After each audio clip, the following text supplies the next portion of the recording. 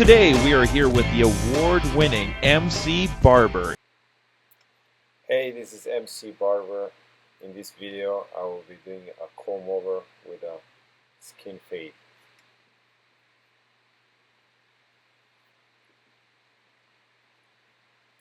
So my first step here, as usually, would be removing the bulk and creating a square shape foundation for my haircut.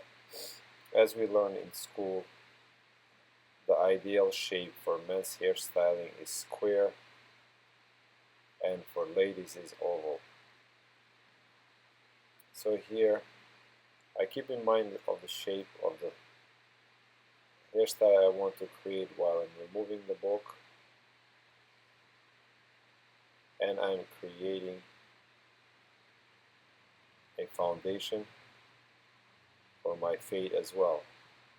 This is going to be easy for me now to fade from 0 to 1.5 rather than going from 0 to very long top guard by guard or changing the numbers. So my first step there was 1.5. Now I'm using outliner, which is actually 1 millimeter. The outliner is by Andis. And I'm starting my fade. As usually, I'm going to kind of keep it first low.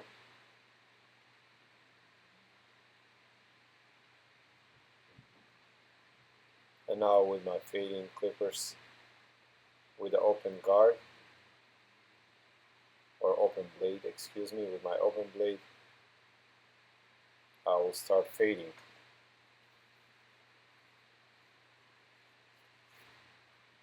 Fading originally was one thing that I was very nervous to do, but actually fading is very simple. There is only a few steps to it. As you can see, I did 1.5. Now I'm using my fading clipper or adjustable clipper, the one I can adjust the blade, and with my open blade, I'm breaking down that line that I created.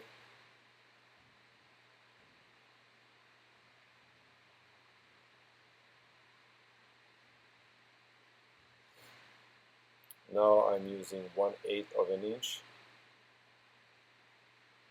otherwise known as 1, and I'm working on that second line that I actually created.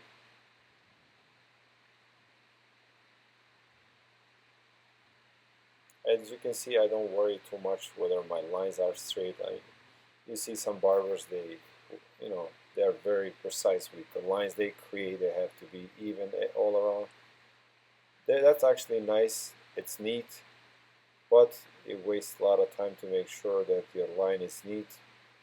As I've noticed, it really makes no difference because you're gonna blend that line anyway. So it's not like here you cannot tell where the line was. So I don't like to spend time on creating that neat line so I can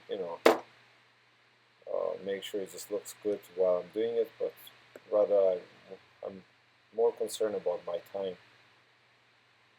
As I say, I usually schedule my clients for 20 minutes, and I have to be prepared for any haircut they ask.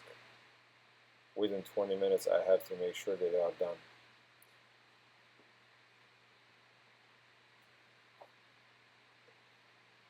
So we are looking for minimum time, maximum quality. I try to run my barbershop very professionally. I want to feel like my clients feel extremely comfortable in my barbershop. I don't want them to spend too much time waiting. I don't want my clients to think that if they have to get a haircut, they have to spend half a day in the barbershop. So since I schedule them every 20 minutes, usually the client doesn't spend more than 25 minutes in my barbershop. I try to keep my schedule very neat and clean without any delays. So here I'm working on my last step in fading.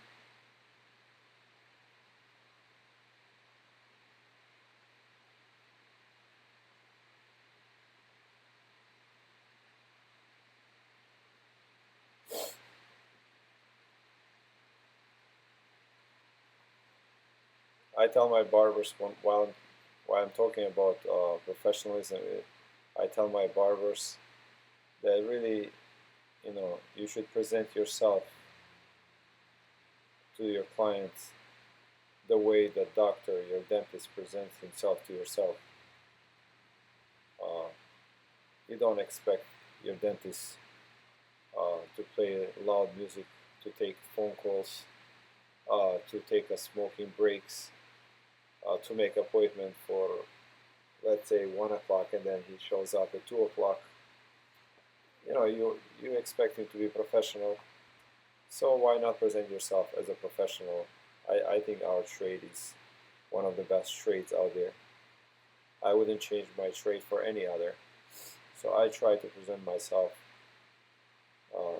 very professional, and I demand respect in return from my clients. So if they have a 2 o'clock appointment, that means it's 2 o'clock, it's not 2:05. Alright, so back to hair cutting. Here we are, the fade is almost done. It looks really good.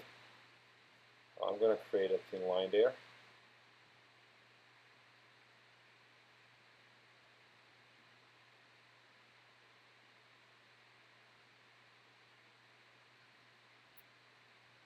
Now the reason I use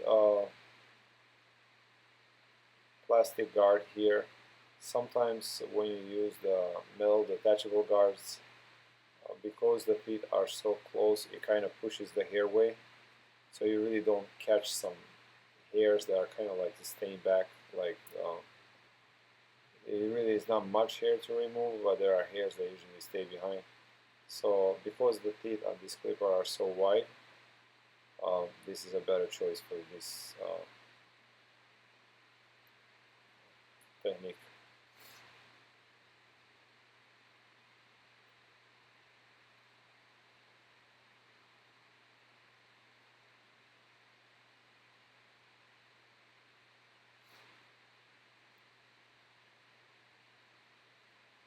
Slight shape up, make sure the skin is stretched.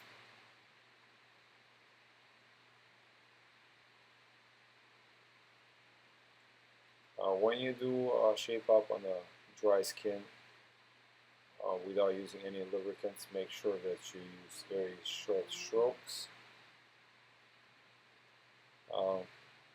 Doing shape up on the dry skin, you definitely get a crispier line.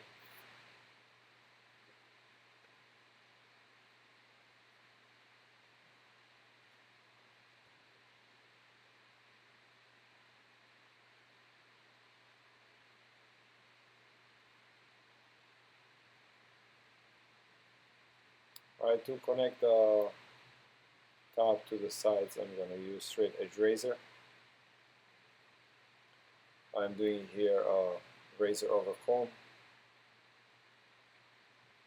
Same thing on the sides.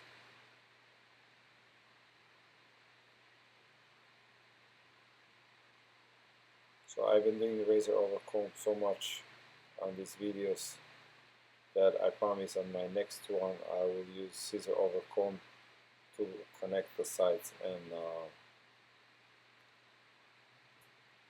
the top. However, I do have already few videos backed up, so they will be still with the razor over comb. So this is extremely nice technique. I really like doing this technique or using this technique.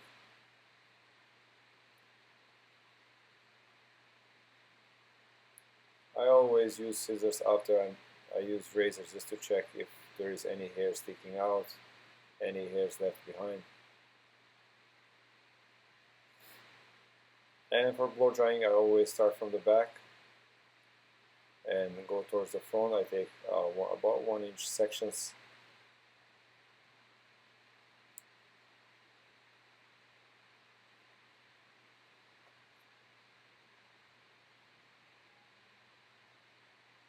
Create some volume on the front.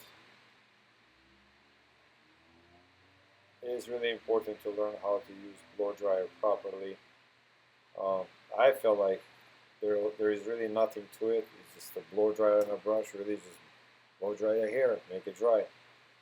but really there is science behind it. It is extremely difficult to learn how to properly use blow dryer and a brush. A lot more difficult, I believe, than clipper or scissor. And there it is. That's the final cut. Thank you for watching my video. I really appreciate it. mcbarber.com is my website. And don't forget to subscribe. Thank you for watching.